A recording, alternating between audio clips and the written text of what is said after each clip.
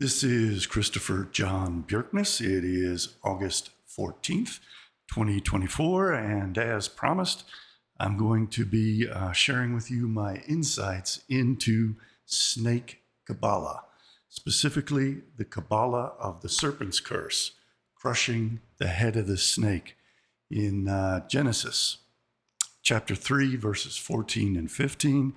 There is a curse put on the offspring of the serpent to forever be at war with the other offspring of Eve and Adam. This mythology evolved in Kabbalah and long before that in Gnosticism and the oral traditions of Judaism to mean that the Gentiles are the offspring of the serpent through Eve. The serpent and Eve fornicated in the Garden of Eden and produced Cain. Cain's soul passed on to Esau. Esau's bloodline changed from the Edomites of southeastern Judea in Idumea, who converted over to Judaism at the end of the Second Temple period. And then that got transferred over to the Romans, because the Romans came in and took over Judea and established bases in Tyre and other places that were associated with Edom. And then that became associated with all Europeans and all Christians, especially Christians, because Christianity was centered in Rome. And then that eventually evolved into the British Empire. And the British Empire was perceived as the serpent, whose head has to be crushed, pursuant to the serpent's curse of Genesis 3, 14, and 15. The British Empire, at its historic maximum, included the United States, Australia, Canada, India, Hong Kong, etc., etc. America and Great Britain became the predominant powers after World War II. And they are referred to by the communists and had been referred to by Marx and Lenin as the Atlanticists, because America and Great Britain are a great sea power that can project its power all over the world. It represents the Atlantic Ocean and the Atlanticists and the great sea serpent, Leviathan of Job, chapter 41, who represents the serpent in the Garden of Eden.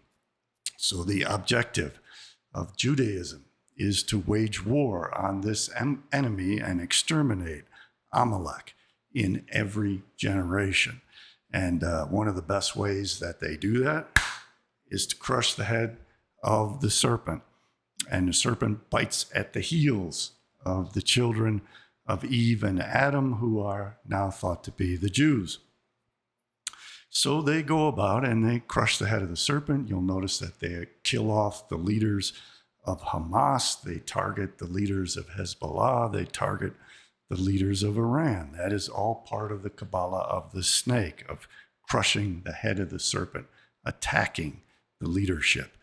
And when it's more to their advantage to subvert the leadership, that is also crushing the head of the serpent, taking over the leadership of the Gentiles, undermining it and using it to subvert the Gentiles, to exterminate them in this perpetual war of extermination against Amalek, as expressed in Deuteronomy and Exodus. In every generation, they have to wage this war of perpetual extermination. And one of the means that they do it is entryism. And the communists are masters of entryism, and so are the Muslims. And those two forces have been deliberately combined to represent the other great power. America and Great Britain are the Leviathan sea serpent of the Atlanticist powers, and the communist powers are the so-called Eurasianist behemoth. And Alexander Dugin uses this precise language, and always the Soviets and the communists tried to incorporate Islam into that behemoth force, so it became a war between East and West. They want to utilize the communists especially the powers of the Chinese. The Chinese were brought in the Bolshevik Revolution, and they were the leading force exterminating Eastern Europeans, and they helped Trotsky and Lenin to exterminate 30 million Eastern Europeans by 1923. In that 6-year period from 1917 to 1923, they utilized the Chinese primarily to exterminate 30 million European Gentiles, whom they consider to be the modern Edomites. And they created this great behemoth of the Soviet Union that then spawned communist China. Mao was surrounded by Jewish advisors who built him up, and then they created the communist power of China. Communism was always together with the Germans who spread communism to Russia, helped to spread it to Ireland. The German Jews spread it to India. India also has a very strong communist influence, and that's playing out in our modern American and British politics in a very destructive manner. So they are utilizing this communist principle of entryism to get Muslims into the West and to turn the West into the Muslim religion, have Muslim people move in from the behemoth powers that now include all the Middle East and Africa, all the Muslim communities in Africa, all the giant Muslim communities in Asia and Southeast Asia, including Malaysia and especially India, Pakistan, what used to be Eastern Pakistan, Bangladesh, Malaysia, Indonesia, all these giant Muslim powers, together with all the Muslims of the Middle East and North Africa, throughout Africa.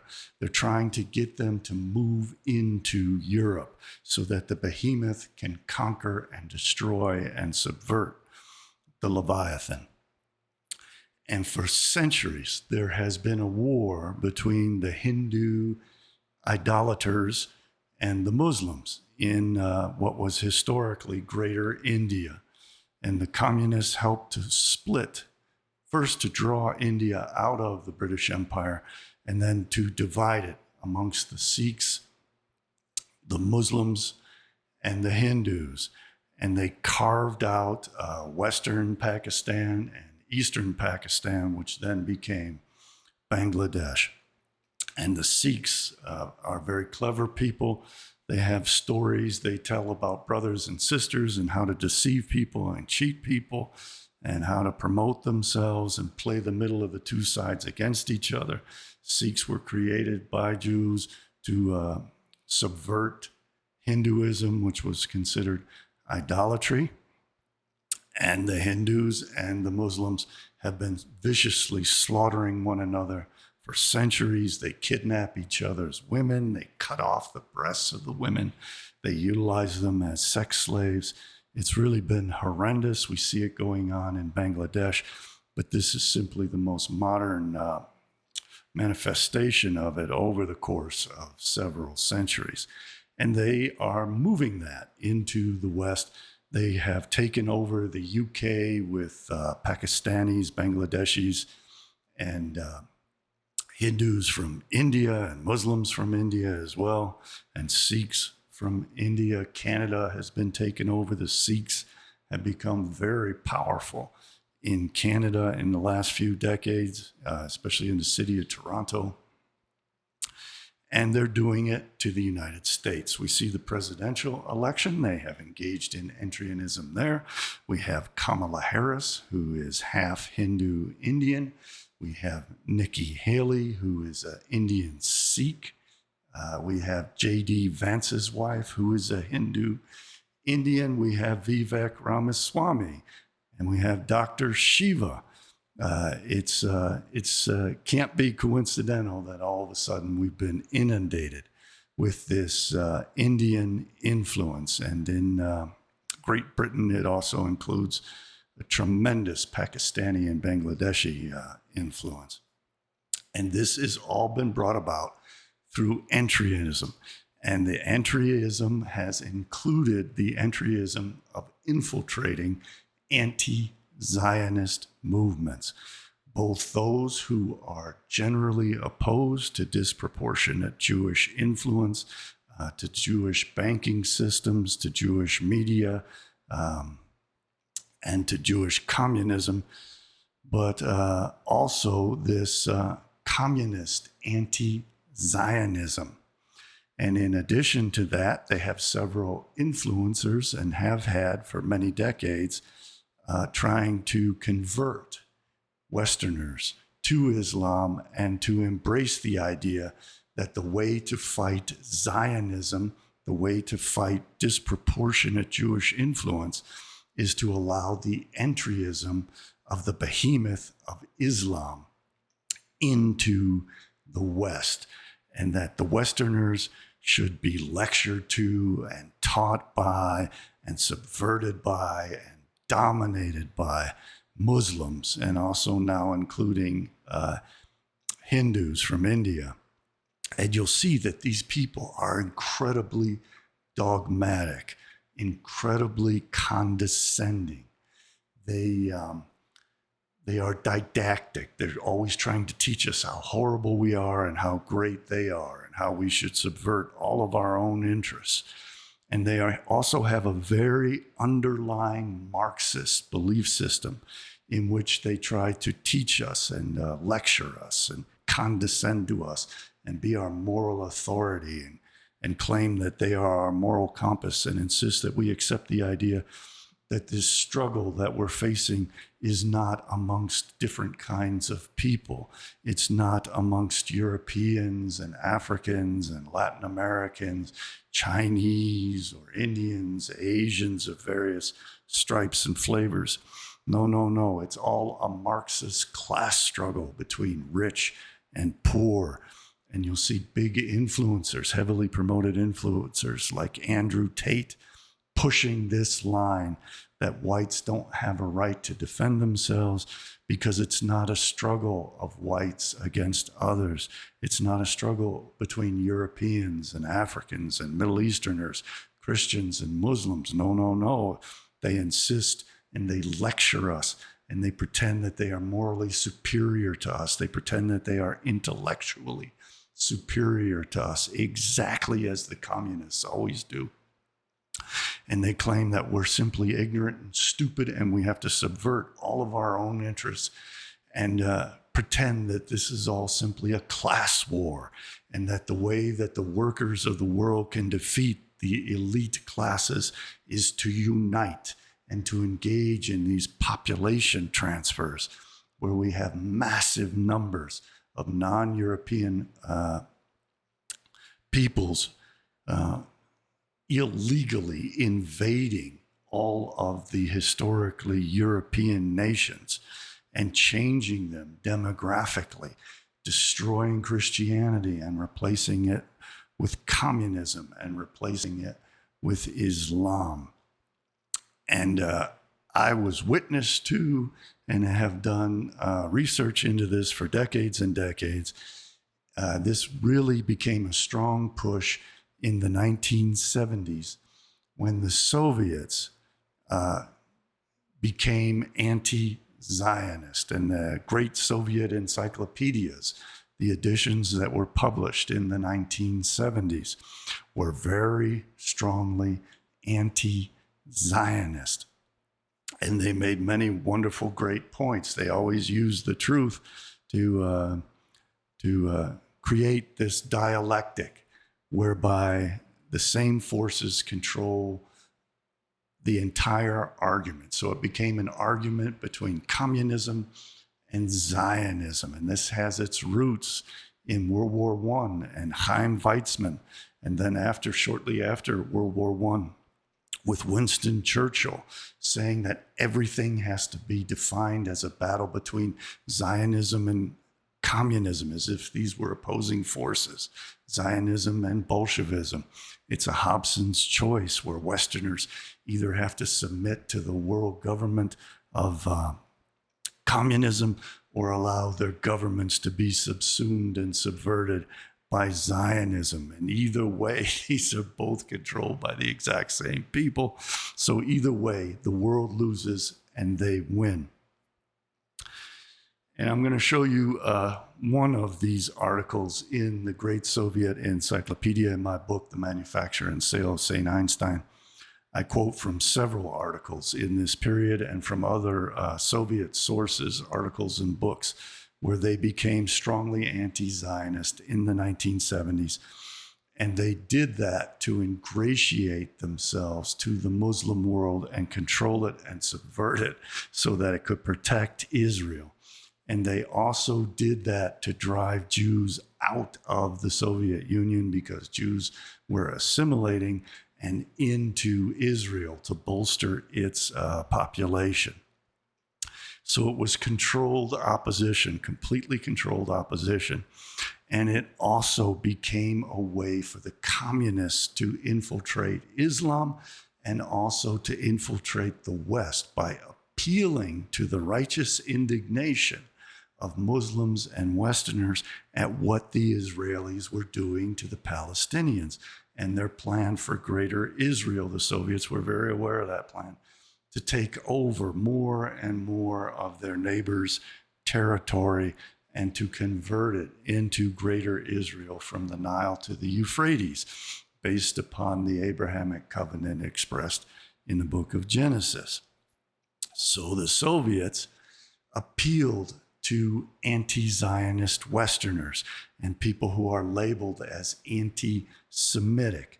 All the neo-Nazi movements in the U.S. were instigated and funded by Jews and by Soviets to control this opposition. And this is what I've been explaining. This is my insight, that this is their Red Sea model of creating a trap for Pharaoh's army. They open up the Red Sea and they use the hatred against Jews to lure the anti-Semites and the anti-Zionists into the channel, in the Red Sea, into this trap. And then they allow the Red Sea to consume all of the people whom they claim hate Jews.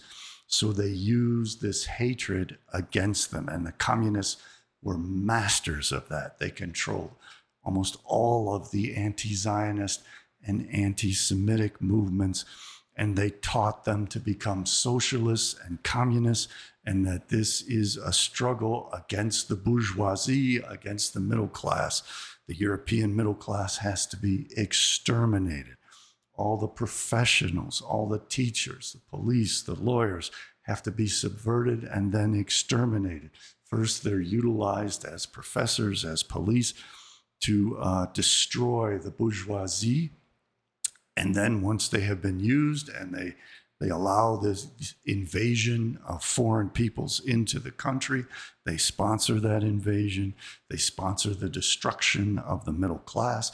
They are now stealing the homes of the middle class and giving them to impoverished foreign invaders. This is all the Marxist war of extermination against the bourgeoisie, which is really a war against white people, to exterminate European white people. But they appeal to the sense of injustice that Europeans feel about this Zionist project, which is now really ramped up and openly committing genocide against the Palestinians of Gaza. But they've been doing, I've witnessed this the whole time I've been in this struggle. They have been utilizing that sense of injustice in order to dupe Europeans and the Leviathan West, especially America and Great Britain, and also Germany and France and Italy, into thinking that the way that they can get rid of their Zionist subverted governments is to welcome in Muslims, because Muslims supposedly oppose Zionism. So this has been utilized as a form of entryism. And this is now being utilized also to bring in a strong Hindu influence. The Hindus were controlled by the Leviathan, by the British Empire. And since they learned English and English mannerisms, the Sikhs as well, they now dominate. Just as the Romans, when they had their empire, their slaves came to dominate them. The same with the Egyptians, the same with the Greeks, the same with any empire. It imports slaves, it imports labor, it imports foreigners, it makes foreigners citizens, and then the great empire is destroyed from within by the fact that it has lost its indigenous genius, it has lost its indigenous ethnicity, its culture, its heritage, its bloodlines are all subsumed by this invasion that it invites in. And part of that invasion for the British Empire was the invasion of Pakistanis, Indians, Bangladeshis of all religious forms. So one of the ways that they're crushing the head of the Leviathan, and Great Britain, the British Empire represents the head of that Leviathan, is that they have now utilized both Marxists and Muslims and their influencers, their people in the media, their influencers on X, the people who say that Indian Hindus should be welcomed in, like Tommy Robinson, people like Andrew Tate trying to convince Europeans that they don't have racial interests and they don't have religious interests and they don't have sovereignty. They should allow Muslims and welcome them in because it's not a struggle between Christians and Muslims or whites and Africans or whites and Middle Easterners or whites and Asians or whites and Latinos. It's a struggle between rich and poor. The old Marxist line that this is all about class, and this is not about race, this is not about ethnicity, this is not about sovereignty. This is all about abstractions, these mental abstractions, and about who controls the wealth. And it's complete nonsense. It's a total means of subverting all of the European nations, and now they are specifically heavily targeting the British because the British are the head of the snake, of the Leviathan, of the Atlantis, of America and Great Britain. And they are also trying to utilize not only Islam as the Noahide religion, but Marxism as the Noahide religion, and trying to convince people that Russia is not an enemy, that China is not an enemy, that we should welcome the expansionism of the Soviet Union into Ukraine, of China into Taiwan, of North Korea into Japan and South Korea, and that this is all about class struggle. It's not about Europeans against anyone or anyone with ill intentions attacking Europeans. And they try to convince you that you're psychotic or that you're evil and racist if you do recognize that the only way you can survive and preserve your bloodline and preserve your national sovereignty is to maintain the integrity of the demographics of your nation. That if you really want to fight against Zionist subversion, you have to fight it on all its fronts. And part of the Zionist communist subversion is to welcome in a fifth column of behemoth powers so that they can attack us with soldiers from within on every front, on the political front, on the theological front, on the ideological front, and on the military front. And they do this by having these influencers act as if they are our intellectuals, they are our authorities, they are our teachers. And I've watched this happen. I could see it with my children in the cartoons that they would show. They would always portray white males as villains, and especially Indians and Pakistanis and black males and especially females as if our moral authority, to condescend to us, to lecture us, to be our teachers, to be our religious authorities, and to convince us that this is all just a class struggle and it's the bourgeoisie, the most successful people in society, who are the enemy. and that we should welcome in people from around the world, and that diversity is our strength. And we can see what a complete failure it has all been by design to create this fifth column within our societies that destroy us, so that our religious and political and cultural and intellectual base is replaced by Marxism and by Islam. And I've been shouting about this for decades. I have been warning the British and the Americans that there are crypto Jews who pretend to convert to Islam, and agents of the City of London, and agents of the bankers and the Rothschilds, like David Musa Pidcock, who pretended to convert to Islam so that they could create this Islamic communist entryism of welcoming in Muslims as if the solution to Zionist subversion, when in fact it is the fulfillment of Zionist subversion.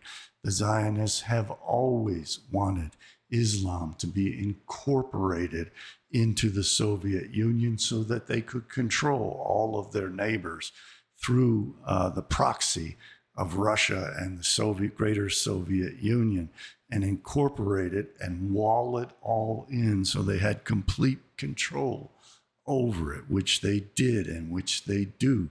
That is why the Chabadnik Putin presents himself as the great leader of Islam and has built the largest mosque in Europe in Moscow, and is welcoming in millions of Muslims to replace the Rus, as he is slaughtering the Rus in Ukraine, both the Ukrainian Rus and the Russian Rus. This is all a ruse, and they are targeting the head of the snake. They are targeting the leaders of the Palestinians, of the Iranians, of Hezbollah in Lebanon, and they have taken over the monarchy of England. And we can see how King Charles III is subverting England and Great Britain and the United Kingdom, and saying that Keir Starmer has done a wonderful job of preserving the community. It is no longer the British. It is the community of all nations, the community of the working class. And they are forcing people in the United Kingdom out of their homes so that they can then replace them with this infiltration, especially of Asians and Africans. And they have opened the gates and allowed the Muslims to come in. And this is a process which has been going on ever since the 600s, of Jews opening the gates to Persians and then to Arabs, and this Muslim infiltration to destroy the Byzantine Christians. And then they did it in Toledo, and they did it throughout the Balkan nations. And now they are doing it to Great Britain. Now, Keir Starmer is a Trotskyite Marxist, and he published in Trotskyite Marxist magazines, journals. He was called a Trotskyite Marxist by Peter Hitchens, Christopher Hitchens' brother, who was himself one of these Trotskyite Marxists who turned against them and revealed that the Blairites and Starmer are a part of this infiltration, this entryism of the Soviets and of the Muslims. Yeah, I don't think he mentioned the Muslims, but it's certainly the case that Starmer is inviting in the Muslims to replace the Christians and to replace the British people. So let's have a look at some of this. As I've been saying, they want to crush the head of the snake. So they're killing off the leaders of Hamas. They've always controlled Hamas. They funded Hamas. They created Hamas. They were aware exactly what Hamas was going to pull off on October 7th. They couldn't have pulled it off without the support of the Israelis. So this is part of this Kabbalistic goal of crushing the head of the snake, getting rid of the leadership, or subverting it.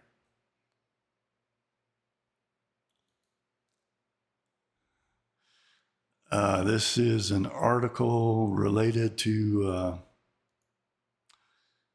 Peter Hitchens talking about, forget Jeremy Corbyn, who's also a very left Marxist-leaning guy who supports Putin and supports that whole Soviet conquest of the European continent and of Great Britain. He says the real Marxists are the Blairites, Tony Blair, and the Labour Party, which is now headed by Keir Starmer.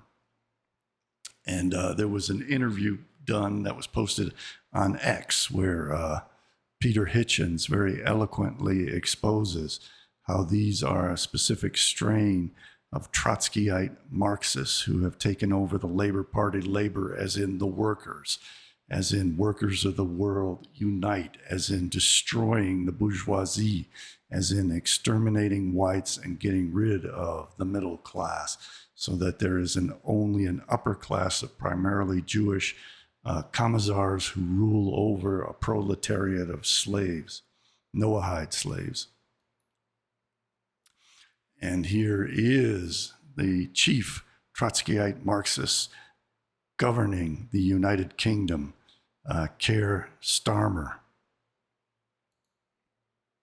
He published several articles in the journal Socialist Alternatives, and I think he was an editor of it as well.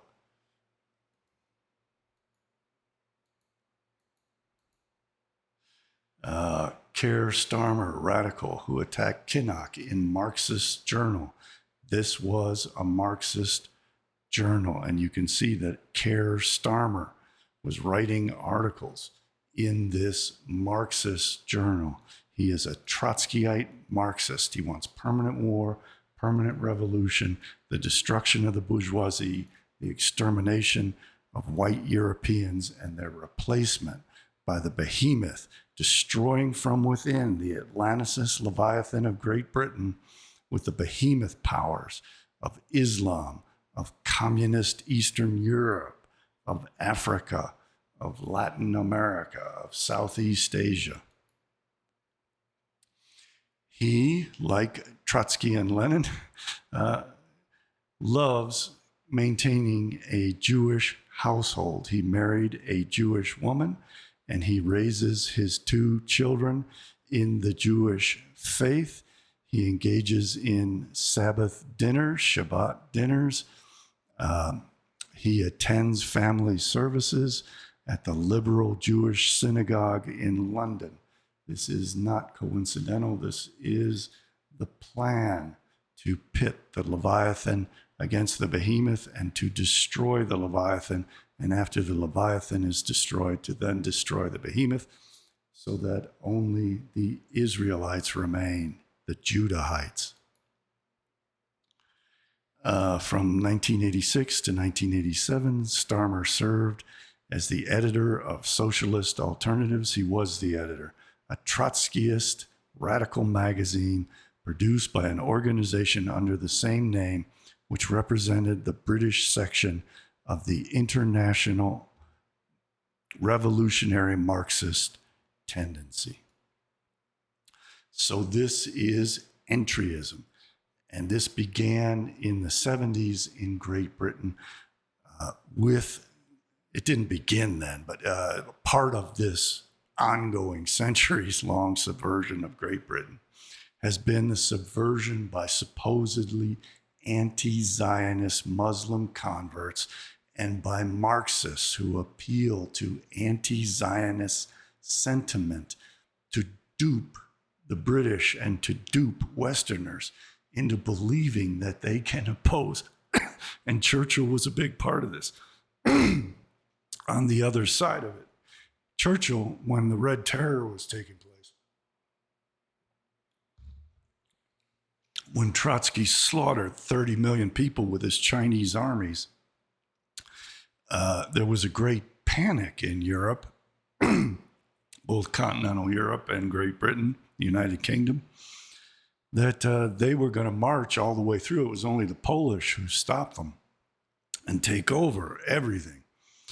And Churchill said that, hey, the solution is to sponsor the Zionists, because the Zionists will win over the Jews, and the Jews will help us to then defeat communism by withdrawing all their support for it. They created it. Marx created it. And the bankers financed and sent Trotsky and sent Lenin into the Soviet Union after weakening the Russian people in World War I. And they cut a deal with the British to bring America into the war to defeat the Germans in exchange for the Balfour Declaration. So the Zionists were the good guys who helped Great Britain to win World War I.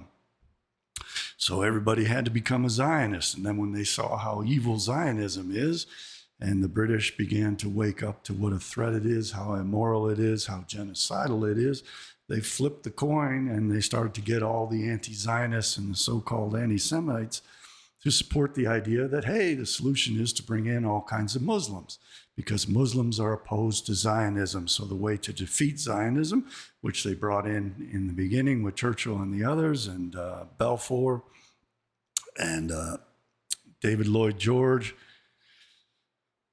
and to flip that over, now you had to support the communists.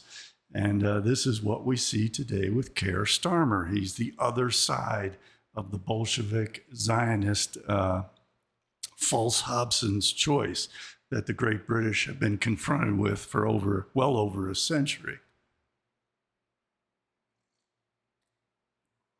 And now Starmer's saying the solution is to bring in all the communists and the behemoth forces and the Muslims, and to exterminate the white middle class.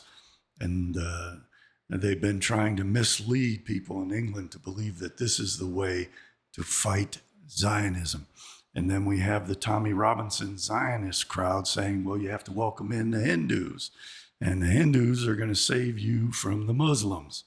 So we have the same thing that's been playing out in India for many, many centuries, where the idolatrous in the eyes of Judaism, Islam, the Abrahamic faith, the idolatrous Hindus are pitted against the Muslims.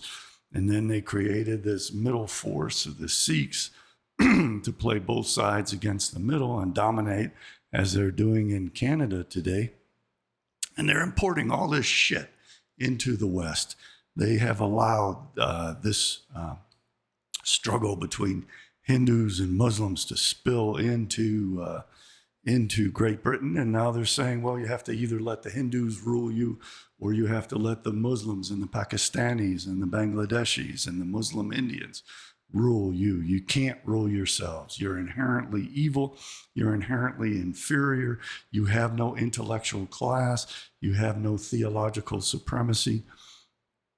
Your only means is to submit if you want to survive. And you have to either submit to the idolatrous Hindus, or you have to submit to the behemoth of Marxism and Trotskyism, or you have to submit to Islam. In other words, you have to cease to exist. And they are utilizing these forms of entryism. They are getting the anti-Zionists to invite in Muslims and communists, as if those two forces are the solution to Zionism and the injustice of Zionism, instead of maintaining self-sovereignty and getting governments in power who represent the best interests of the traditional British people, the best interests of the traditional American people. No. That's allowing the elites, the rich, to rule you, the white men to rule you, who have been colonialists and who have destroyed the rest of the world. That's unethical and immoral. They have no right to exist. They have to be subverted. And we have to allow these didactic, condescending people to lecture us and to become our teachers and our moral authority, and to tell us that we have to invite in hordes of hostile enemy people to become a fifth column who will then empower the expanding Soviet Union and the Chinese and Israel to form the behemoth force that will exterminate all of us. And Keir Starmer is now the face of that, and he represents the Marxists and the Islamists destroying the Leviathan of Great Britain and the United States, and he's even threatened to jail Americans who speak out against this. So one of the things that I did when I wrote my book, my magnum opus, The Manufacture and Sale of St. Einstein, which I worked on from the mid-90s to about 2005, and I released it on the web at the end of 2005. It's almost 3,000 pages. I quoted several articles from the great Soviet encyclopedia from the 1970s to show how they were going to utilize this anti-Zionism as a way to infect the West, and especially Great Britain and America, with Marxism as if it were a solution to Zionism, just as Churchill and Chaim Weizmann during and shortly after World War I and after the Red Terror showed its ugly face in Europe, slaughtering 30 million people. By 1923, they proposed that Zionism was a solution to Marxism, and they never revealed the fact that both of these things are the same thing. Zionism creates the head of the holy serpent in Jerusalem, of the Messiah, son of David, to rule the world from Jerusalem. And Marxism creates the global empire for that nation to rule, and destroys the Leviathan and the behemoth heads, the governments of all of them, and crushes the head of every indigenous government around the world, targeting especially the great empires of the Europeans. This all goes back to Egypt, the idea that Egypt had the original force of the gods working for it. So they had to make the Egyptians worship Jewish gods. They had to make the Romans and the Greeks worship Jewish gods, and allow the Jews to become the chosen people of the highest gods. They always believed that the highest gods remained consistently the same, whether it was the Egyptians who worshiped most ardently, or the Greeks, or the Romans, or the Jews. And they believed that if they could dupe and trick the Egyptians, Greeks, Romans, Persians, Arabs, to disbelieve in their own gods and to lose that power of having that chief god that rules the empires that rule the earth, they could then make that chief god their own. And that's why they claimed the gods of Egypt, the gods of Rome, the gods of Greece, whatever world power was at the time.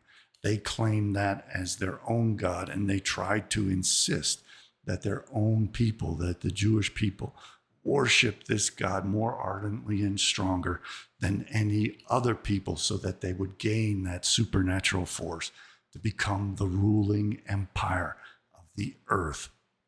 And that is why they want to rob all the Kedusha, the holiness, the Tiferes and Ois, the beauty and might, and to capture all the Nitzots, all the sparks that worshiping these chief gods brings to whatever people does that then empowers them to create a world empire. They insist that the Jews do that, and they try to insist that Jews worship the Torah and worship Shekinah and worship Yahweh, Adonai, the Lord, Hashem, the name, whatever the hell they want to call it, to avoid breaking that rule of not uttering the divine name. And they also concomitantly trick all the other people into giving up their own religious might in favor of that. So they are pitting the Christians and Muslims against one another to destroy one another. They are pitting East and West against one another to destroy one another, so that they forever become weaker. And as they become weaker, they give up their beauty and their might and their holy light to the Jews, who capture it all and keep it all, or completely destroy it among everyone else. So let's take a look at how the great Soviet encyclopedia revealed the fact that in the 1970s, at the same time that there were supposed Muslim converts from the city of London convincing the British people that the way to fight Zionism was to embrace communism and to embrace Islam. They also had the communists saying that the way to defeat the West was to defeat Zionism, and they utilized that as a means of entryism into Islam so that they could bring Islam into the behemoth of the Eurasianist, communist, Marxist-Leninist forces, and that they could dupe Westerners into believing that the way that they could fight disproportionate Jewish influence and fight Zionism was to empower the Soviet Union to cheerlead for what is now Putin, to cheerlead for Stalin, originally to cheerlead for Lenin and Marx.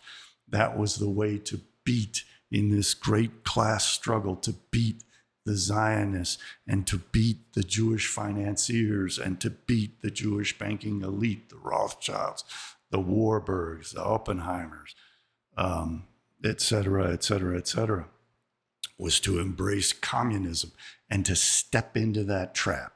They parted the Red Sea. They said, hey, you hate the Jews. The way to beat the Jews is to become Marxist, is to become a Muslim. And then when Pharaoh's army marches into that trap, they spring it on them and they crush the head of the serpent. They are crushing Great Britain. They have subverted the British monarchy with crypto Jews from Germany. They have taken over the prime minister's office with an open Trotskyite Marxist, and they are replacing the British people with Muslims. And they are getting people to cheer for Putin and for Red China to destroy Great Britain and America. And they are getting people to cheer for Donald Trump, who is a Chabadnik, together with Netanyahu and Putin.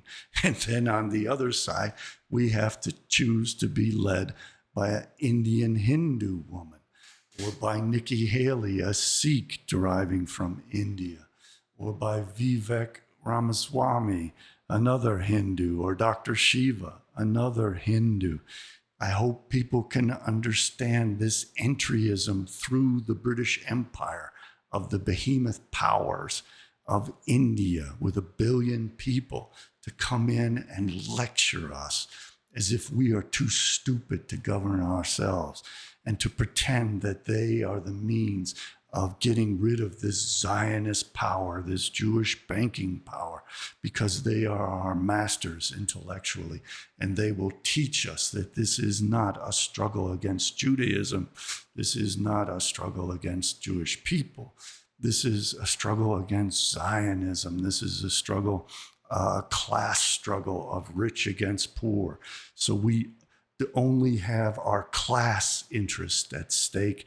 We don't have an interest in the race or in the ethnicity or the traditions and the heritage. No, that plays into the hands of the elite and pits people against one another, when we should all be united in creating a one world government. And yet we can see on the streets where little kids are being beaten by these invading forces who have their own self-interest. They want to convince us that there can be no conflicting interests of the working class, so that we lose all sovereignty, all ethnic homogeneity, all of our history and heritage, and give it over to people who genuinely do have conflicting interests. They express their hatred of white skin. They express their hatred of white history, white culture, of Europeanism. There are conflicting interests beyond class. And just we can see that even within the class of the lower classes, there are conflicting interests over housing, over medical care, over who pays to imprison all of these foreign invading criminals. There are conflicting interests in the fact that these people are disproportionately racist rapists who target schoolgirls and form gangs to gang rape young white girls. There are, of course, conflicting interests. That doesn't make one side good and one side evil. That makes both sides human. There are conflicting human interests among different types of people. And it is suicidal to give up the interests of your side in the name of some abstract altruism, and to say that the only way we can get rid of these conflicting interests is to subvert our own self-interests in favor of our enemies.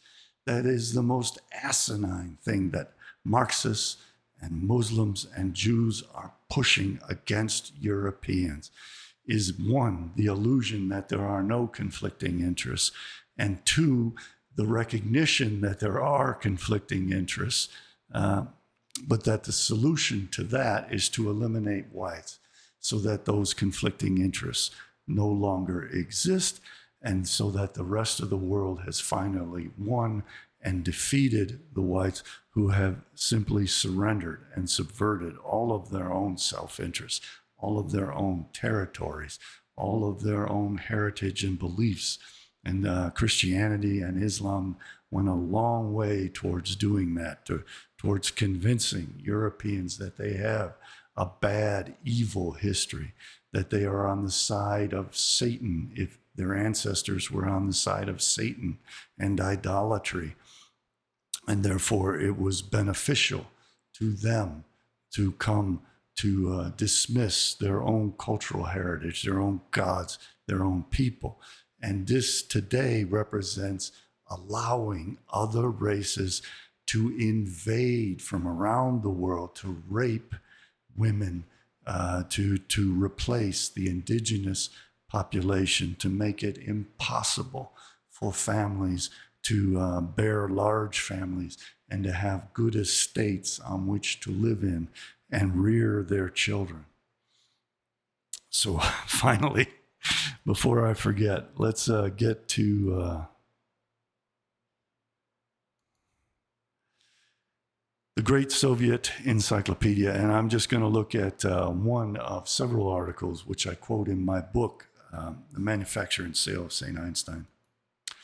You can find my books at my website, CJBBooks.com. I want to thank everyone who has been contributing so that I can continue revealing my insights on all this. At my website, CJBBooks.com, you can find donation links. Please donate. I want to thank all the people who have donated to keep me going. Thank you so much. And also, you can find my books and learn more about this. I write a lot about this in my nearly 3,000-page book, The Manufacture and Sale of St. Einstein, which you can find at my website. This is from the Great Soviet Encyclopedia. I believe it is from 1979. I don't know if people are concerned about the volume number or not, but this is the article on Zionism.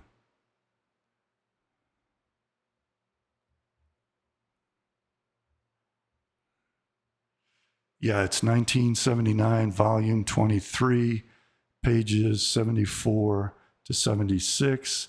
Great Soviet Encyclopedia, a translation of the third edition, published by Macmillan in New York. So Zionism, the most reactionary variety of Jewish bourgeois nationalism. They want to, Lenin openly stated, let's exterminate the bourgeoisie. And what he really wanted to do was kill off all the leaders, crush the head of the snake in the West, among white European countries. And they just slaughtered the kulaks and everything else in the Holodomor. That was their primary target, to make it sure that the Gentiles had no means of sustaining their leadership and their heritage and their traditions. Pol Pot in Cambodia and the Khmer Rouge wanted to kill off all the elder generation so that there was no longer a leadership to pass along the heritage and the culture and the traditions. This is part of the Kabbalah of the snake, crushing the head of the serpent, pitting generations against one another, pitting the lower classes against the elite classes, pitting everyone against the bourgeoisie so that there's no core middle class.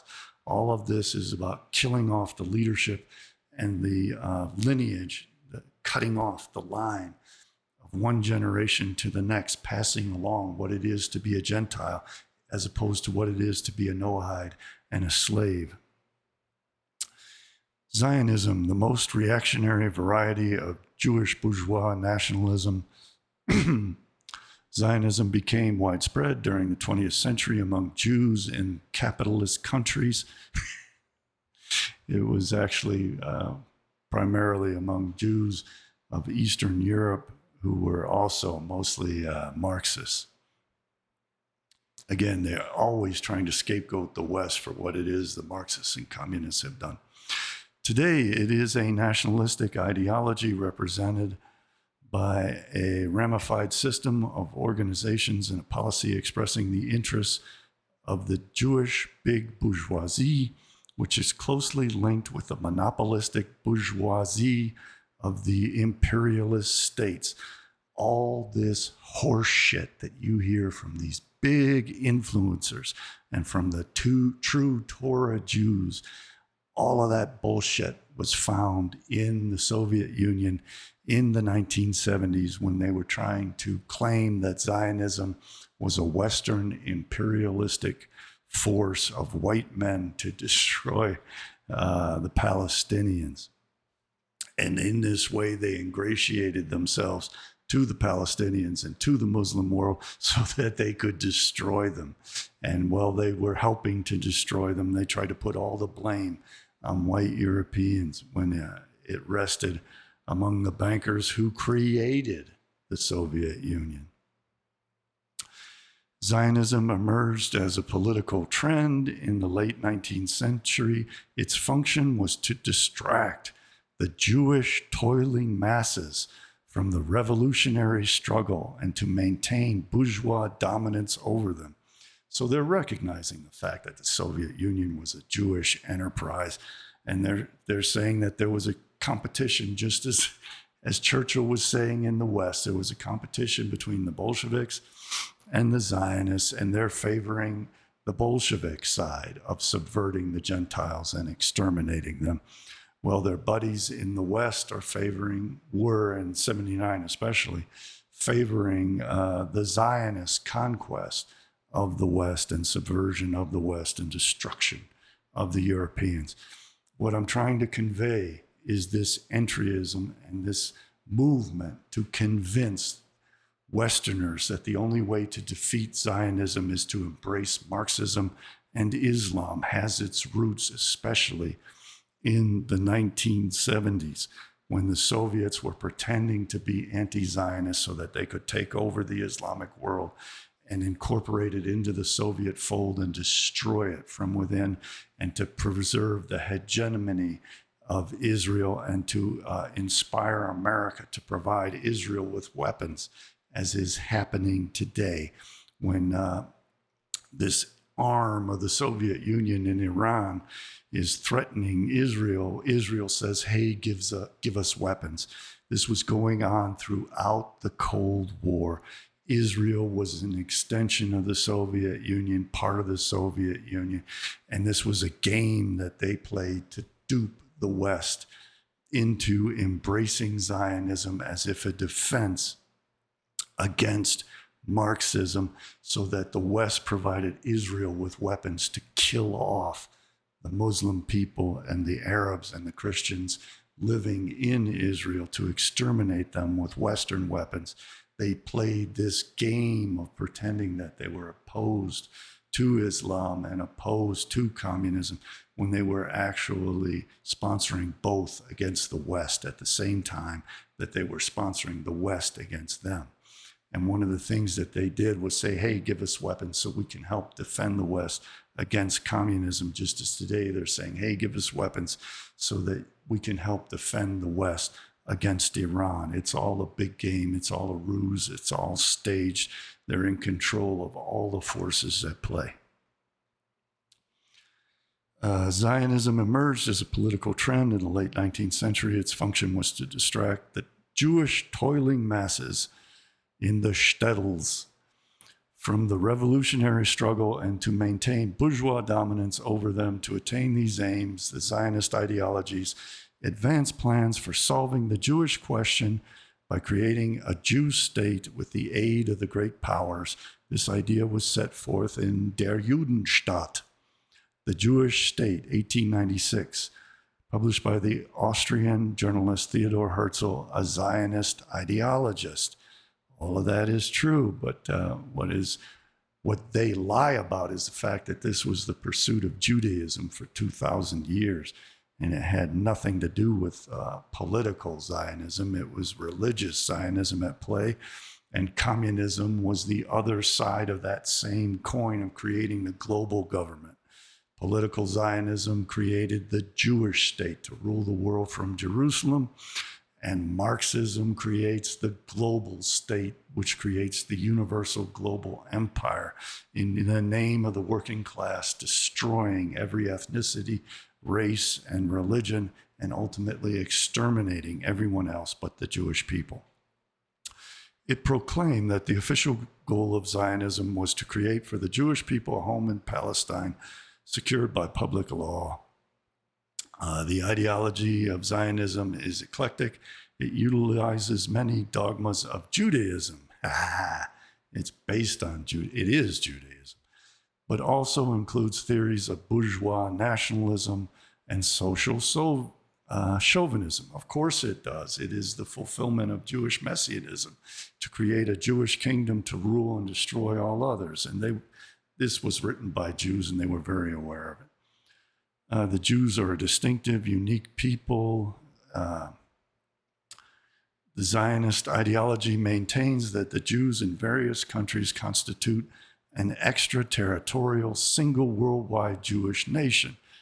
That's the Jewish side of it. The Gentile side of it is what these Marxists are arguing, that there's a single global proletariat that rules the Gentile side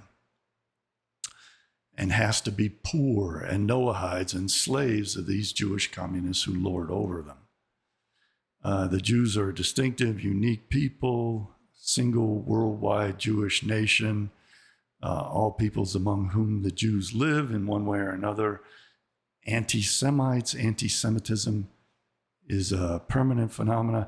This is all true, that this was the argumentation of Herzl and the Zionists, that the only way to defeat anti-Semitism was to chase all the Jews down to Palestine, as friend Hitler tried to do. And he was working for the Zionists. He was a Zionist, and he was also a Bolshevik Marxist.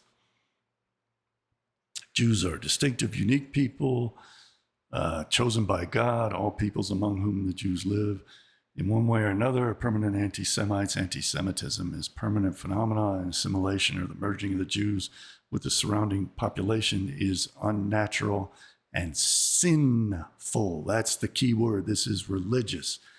They are the holy people. They have to preserve their bloodline. It is sinful for them to breed with other people. And at the same time, these Jewish Marxists are pushing the idea that all the rest of humanity is one race that has to intermingle, and whites have to surrender all of their rights and allow other races to breed with them, so that there is no longer a struggle between whites and everyone else.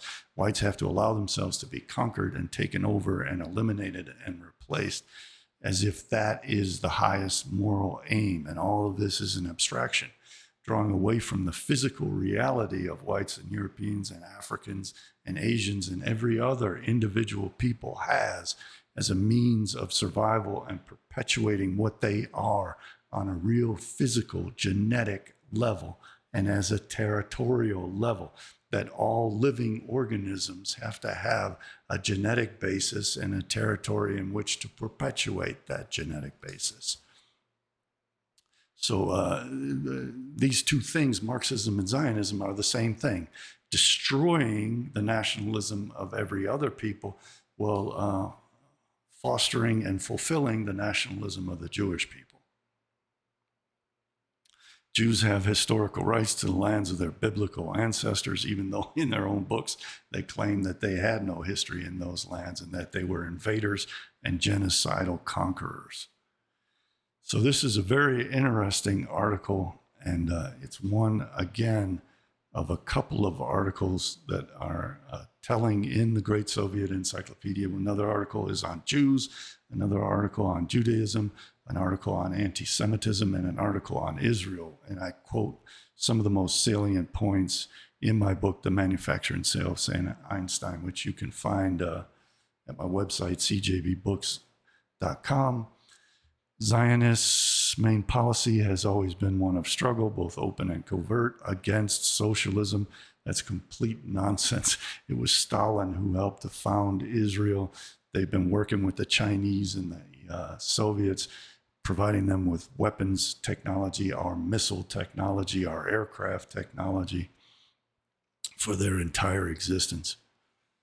All the leaders were Bolsheviks, Russians. There's a huge number of Russian Jews and regular Russians in Israel. This is all nonsense.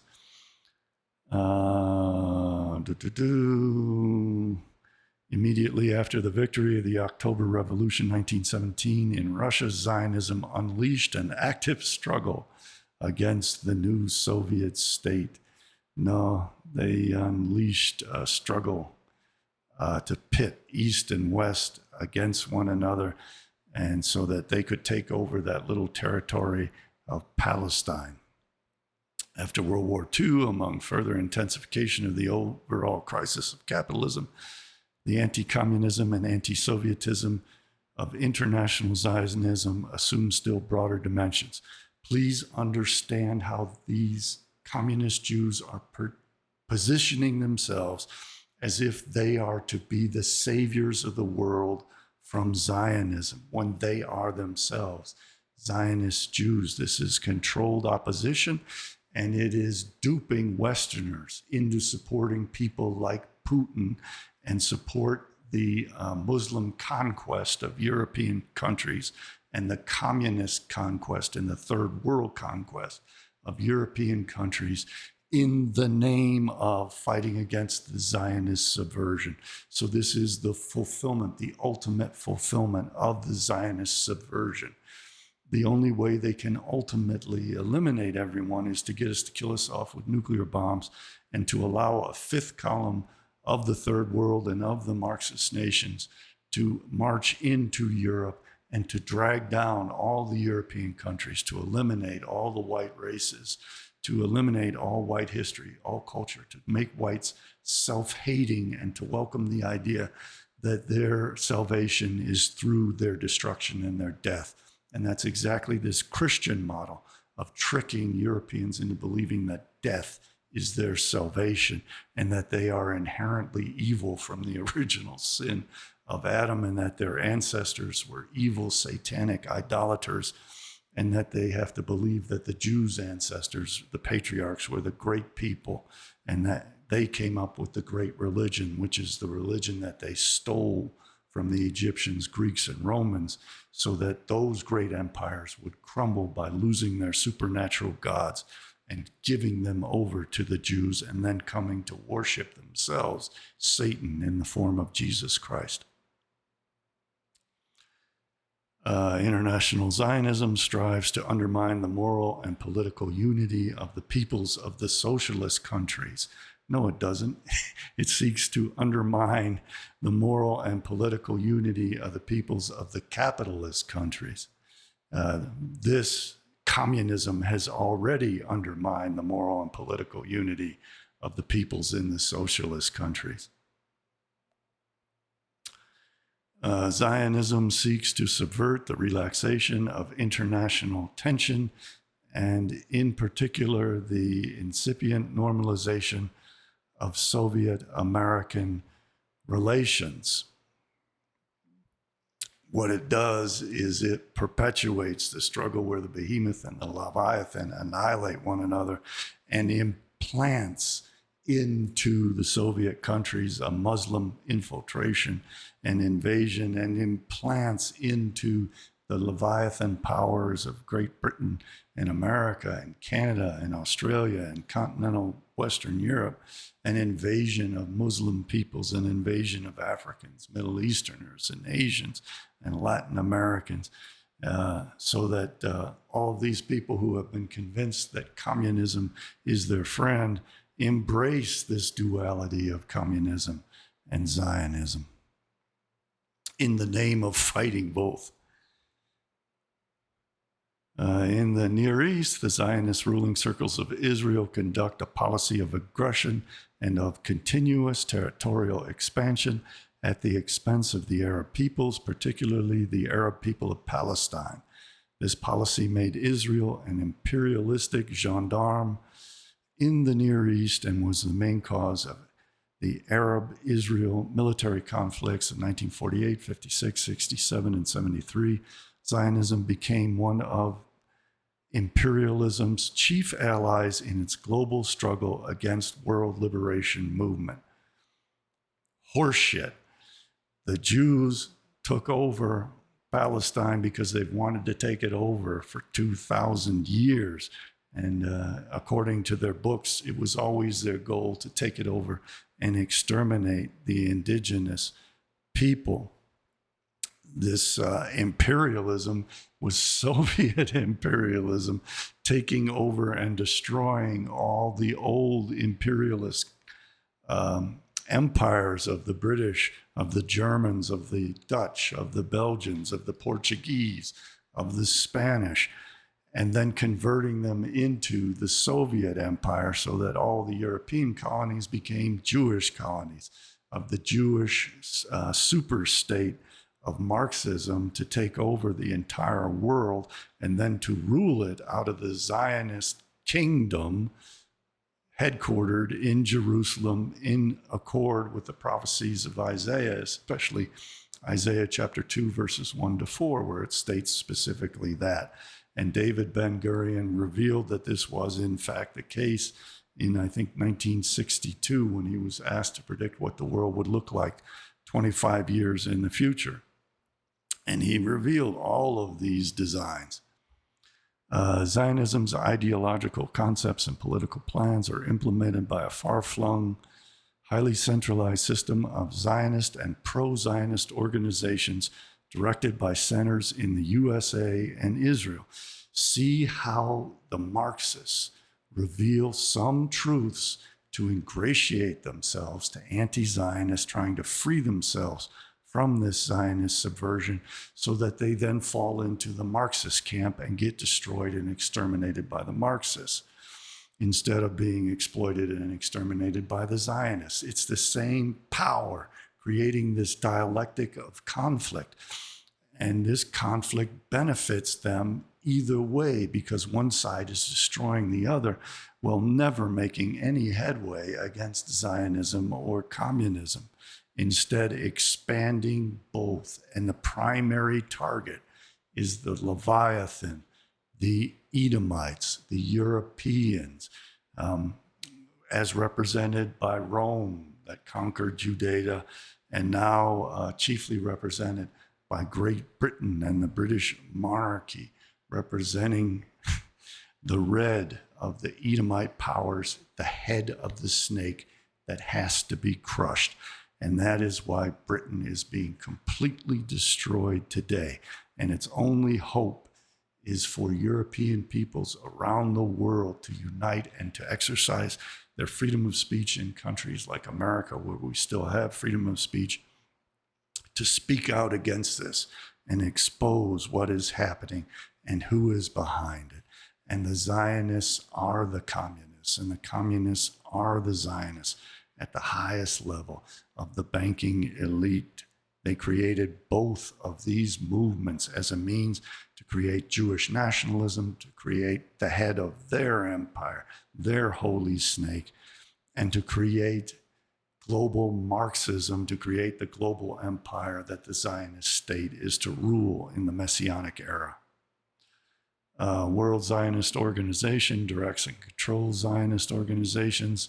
The executive committee of the World Zionist Organization has two branches, one in New York and one in Jerusalem. Many means of mass information are controlled or influenced by Zionist organizations, and now controlled and influenced by Muslims working for the communist and Zionist duopoly that rules the world and is trying to convince us that the only way to save ourselves from Zionism is to embrace Islam and Marxism and defeat all of our own self-interests in maintaining our own sovereignty.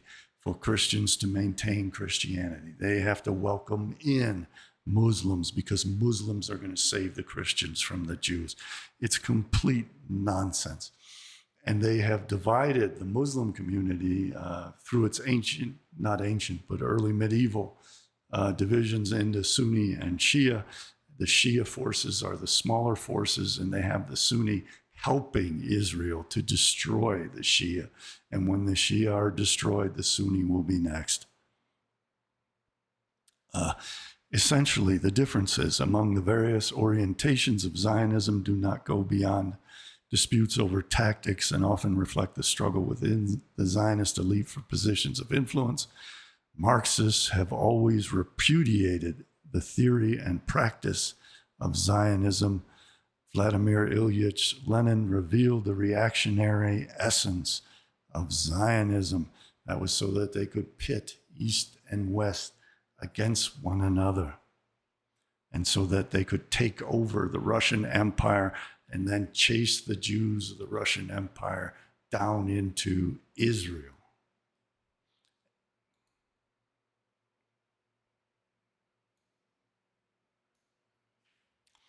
Zionism emphasizing that its dogmas are reactionary. Reactionaries are people who want to maintain the bourgeoisie, who want to maintain the middle class, who don't want communists stripping them of all their human freedom and committing genocide against them. They call those people reactionaries because they are reacting to the revolution, and they call them counter-revolutionaries. And they are claiming that the Zionist Jews are counter-revolutionaries. And all this played out in the late 40s and the 1950s when Jews like Benjamin Friedman and Roy Cohn started to reveal how Zionists had operated with the Balfour Declaration. And they then on the other side of it, they wanted to oppress Jews by attacking communism, which drove the Jews out of the communist internationalist camp and into the Jewish nationalistic Zionist camp. And this was a transitionary phase, just as we went from Winston Churchill convincing us that Zionism was the means to defeat Marxism, to Marxists convincing us that allowing Muslims to invade Great Britain and Europe and America and Canada, and Hindus to invade Great Britain and Europe and Canada and Australia is the means to defeat Zionism. They just flip it one way or the other, and either way that pendulum swings, the Jews win and the Gentiles lose. And in the late 1940s, when Israel was founded as a nation by Stalin, they wanted to turn the Jews against communism. So they started to exposing Jewish Hollywood, the Red Star over Hollywood. And they started to expose how these communists were taking over the US government so that Jews would flip from supporting in the West the communist endeavor into supporting Zionism, just as Churchill did to the British. After the Balfour Declaration was issued, he convinced the British at large to become Zionists in order to defeat the ravenous, genocidal, Bolshevik elements of Jewry.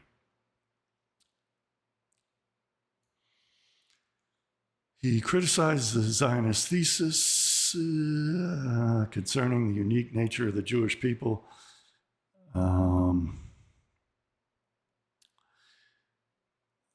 alleged absence of class differences among the Jews and the imaginary communality of their interests, explaining that such assertions aim to distract the Jewish toiling masses from the proletariat's common struggle.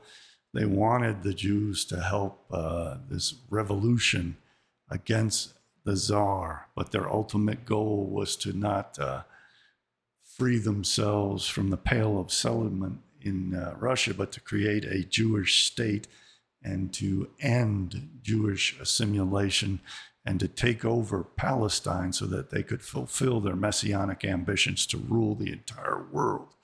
And part of that was creating the communist global empire to crush the head of the serpent of every Gentile state and of the ruling bourgeoisie class of the Gentiles, is that Kabbalistic crushing of the head of the snake.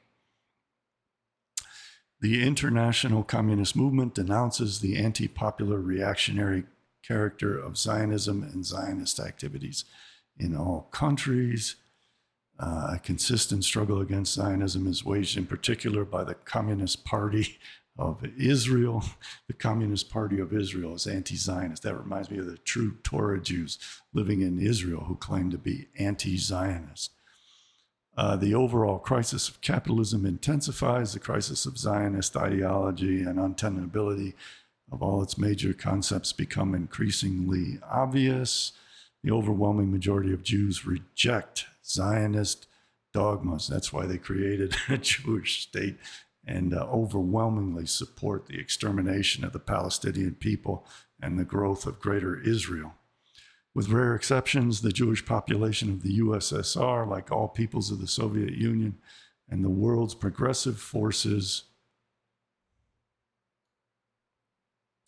resolutely condemns the aggressive political course of Zionist ruling clique of Israel. Again, this was to ingratiate themselves to the Muslims and to create this notion that the U.S. can fight the Soviet Union and Communist China and North Korea and North Vietnam by helping arm Israel against the Islamic nations. This is all horseshit. This is all a trap. It's a trick to get the American people to arm Israel, and Israel then takes all that Western technology and transfers it to the Russians and to the Chinese and to the Pakistanis and to the Iranians to be used against the West, and provide a further pretext for the U.S. to give arms to Israel to be used to exterminate the Palestinians that these communist Jews in Russia were pretending to defend. The 30th session of the UN General Assembly, November 1975, classified Zionism as a form of racism and racial discrimination. That was Kurt Waldheim. And then the Zionists, after the UN made a resolution declaring that Zionism is racism and a form of racial discrimination, put tremendous pressure on them and headed eventually revoked and tried to claim that it was some Nazi-inspired thing by Kurt Waldheim. The natural and objective process of the assimilation of the Jews is gaining strength throughout the world, in the Jewish communities of the countries of the West and among populations of Israel. There is an increasing comprehension that the Zionist policies of Israel's ruling circles may lead the population of Israel to a real national catastrophe, which is happening today. But what this article doesn't mention is that is also part of the Judaic plan, is to get the whole world to turn against Israel, just like Pharaoh's army chased the Israelites into the opened up Red Sea, the trap, the jaws of a lockjaw trap that were opened up so that Pharaoh's army would step on the trip, and then the jaws will collapse. And the Leviathan side and the Behemoth side will collapse in on one another and completely consume one another in the name of fighting Zionism, and they will fulfill the ultimate aim of Zionism, which is to have the Leviathan and the behemoth mutually destroy one another. And that is why Jews created the system of mutually assured destruction between America and the Soviet Union. That is why Jews created Zionism and communism and then pretended that they were opposing forces. And they are utilizing this dialectic to dupe Westerners into believing that they can save themselves from Zionism by inviting in massive numbers of foreign invaders, be it on the Hindu pro-Israel side, or be it on the Muslim supposedly anti-Israel side, be it on the Asian supposedly anti-Israel side. But you'll see over and over again, in spite of the lip service that communists pay to anti-Zionism, they always make Israel stronger. They always subvert Muslim interests. They now have the Sunni Arab nations attacking the West and subverting the West and invading the West. They have the Shia Islamic forces against the West and the West against the Shia Islamic forces. They have the communists of the East fighting against the West. This is all contrived and all unnecessary and all a trap. So in the name of fighting Zionist Jews, they have the communists committing collective suicide. And in the name of fighting communist Jews, they have the Western peoples committing collective suicide. In the name of worshiping the God of the Jews in the form of Christianity, they have Christians attacking Muslims. In the name of obeying the God of Israel in the form of Islam and in the form of the Jewish prophet Muhammad, they have Muslims seeking to commit genocide against the West and infiltrating the West by moving into the West and lecturing Westerners and treating Westerners like dogs and beating white children, raping white girls, destroying the indigenous homogeneity of Western countries.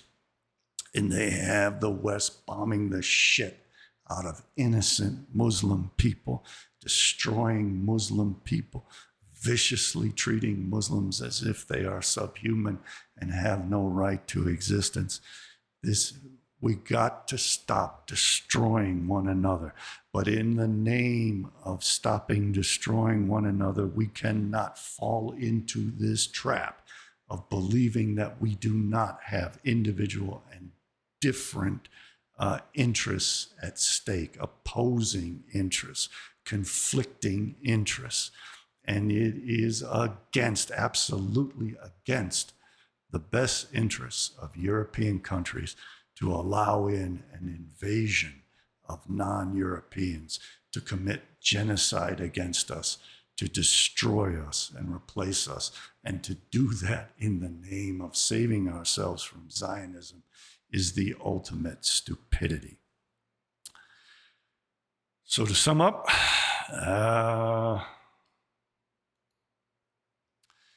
this is the Kabbalah of the snake. And you can find out more about this at my website, CJBBooks.com. I've written many, many books on this subject. And don't fall into the trap of sponsoring communism and Putin and Xi Jinping and Donald Trump and Kim Jong-un in the name of fighting Zionism. They are out to destroy you. They are serving the Zionists to create the global empire of destruction that will kill us all off. And don't fall into the trap of supporting Hindu Kamala Harris as if supporting the Zionist Hindus and the Biden-Harris administration's supplying of weapons to the Israelis in the name of defending America from Marxist Iran and from Marxist Putin, as if that benefits the interests of the West. It's all horseshit. It's all a trap. The West needs to look after its own self-interest, to realize that there are conflicting interests between ours and those of other people, and to try to resolve those conflicts in a way which benefits us the most, in a just and equitable manner if possible, but in all instances in ways which are beneficial to us and do not subvert our own interests in the name of forming a common bond with others who have a mutual enemy, because that mutual enemy is deliberately pitting us all against one another and inviting in others as if that fights the mutual enemy is suicidal. I hope that that's clear to people. I bear no hostility towards any man who is not my enemy, but I do recognize that beyond these stupid abstractions of viewing of all ourselves as some united economic class abstractly, there is a physical reality and a physical world. And in that physical world, there are genetic differences, there are territorial differences, there are traditional differences. We have different ancestors, we have a different past, we have a different future. And the solution to resolving conflicts among one another for us has got to be that we win. That has to be our solution, because the alternative is that we lose. And if we believe that subsuming our own best interests for the best interests of our enemies is somehow moral, that is a complete corruption of the morality of our ancestors, who understood that the most moral thing is survival and perpetuating the genetic material of our people. And that does not mean destroying the genetic material of other peoples unless that is a necessity for our survival. And we should work to prevent that from becoming a necessity as this common enemy pits us all against one another. But because we have a common enemy does not mean that we have to unite with other enemies who are out to destroy us, who are out to invade our territory, destroy our heritage, destroy our religions, to rule over us, to lecture us, to presume that they are our teachers, to presume that they are our moral authorities, to presume that they are our political leaders. That is suicidal and stupid. That is not moral. That is just the most amoral and immoral act that a society can perform, is to put the interest of its enemies above the interests of its own citizens. And we have become so accustomed to it because we now have these people as our leaders, lecturing us, condescending, patronizing us, and pretending that they are representing some higher moral authority, and that the highest morality is to exterminate us. That is the most immoral act, is to exterminate white people, to exterminate the sovereignty of white people, to remove their territories, to place a fifth column of hostile enemy forces into our territories is immoral. It is unethical. It is an act of war. It is hostile. It is exterminatory. It is genocidal. And we must stand united and oppose it. Thank you very much for watching. Please like, share, and subscribe. I'm going to be talking a lot more about the snake Kabbalah and how it relates to the crooked serpent and the straight serpent, the evil serpent and the holy serpent, and how these have been viewed in occultism for several millennia, how they relate to astrotheology, how they relate to the understanding of the world, and how they relate to these forces of Leviathan and Behemoth. I'm the only person in the world that's got this down, and I want to get it to you. I'm working on finishing my books up, but I'm obliged to get this information out to you because I'm the only person in the world that has it. And so look forward. I'm going to try to, something may come up that interferes with this, and I apologize for doing that in the past. But I hope that my next video will be about the crooked serpent and the straight serpent and how it relates to the Leviathan and the behemoth and to astrotheology. So please look forward to that. Please, if you can, I very much need your support. And if you can donate without hurting yourself, we also have conflicting interests in that sense. But if you have the means, please help support my work and keep me going. And I'm going to try to get that out as soon as I can. And please help to spread the word. I'm also tremendously grateful, not only to the people who contribute to me financially, but to the people who contribute by spreading the word about my work, who retweet my stuff, who post links to it. Thank you all so very, very much. I'm deeply, deeply grateful to you. Thank you for watching, and I'll see you all next time. Goodbye for now.